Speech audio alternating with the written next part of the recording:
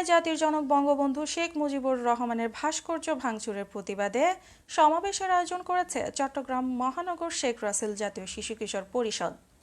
সকালে press club চত্বরে আয়োজিত সমাবেশে বক্তারা বলেন, বঙ্গবন্ধুর ভাস্কর্য ভাঙচুরকারী পাকিস্তানের প্রেতাত্মা। তারা বাংলাদেশকে অস্থিতিশীল করে বিশেষ গোষ্ঠীকে ফায়দা করে দিতে চাচ্ছে। এ সময় বক্তব্য রাখেন সংগঠনের সভাপতি আব্দুল্লাহ আল মামুন নিশাত, সাংগঠনিক সম্পাদক আব্দুল কাদের রুবেল, সদস্য জালাল হোসেন, আব্দুল কাদের অভি, রাকিব হোসেন সহ অন্যান্যরাও। এদিকে বঙ্গবন্ধুর ভাস্কর্য ভাঙার প্রতিবাদে জঙ্গিবাদ ও মৌলবাদের বিরুদ্ধে মিরসরাই উপজেলা ছাত্রলীগের উদ্যোগে বিক্ষোভ মিছিল অনুষ্ঠিত হয়েছে।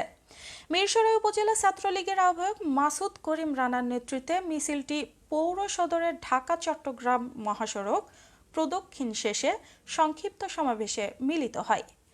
এ সময় বক্তারা অবমাননাকারীদেরকে দৃষ্টান্তমূলক শাস্তির দাবি জানান।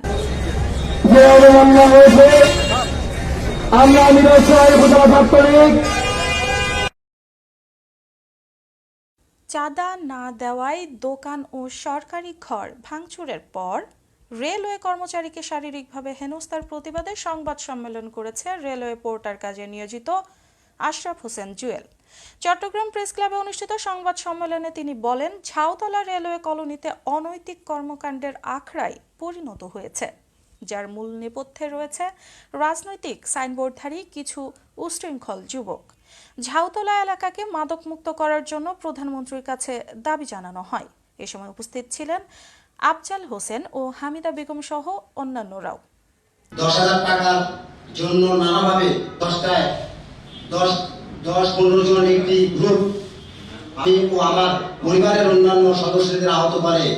Aruna Ahmed, S vision news, Chittagong.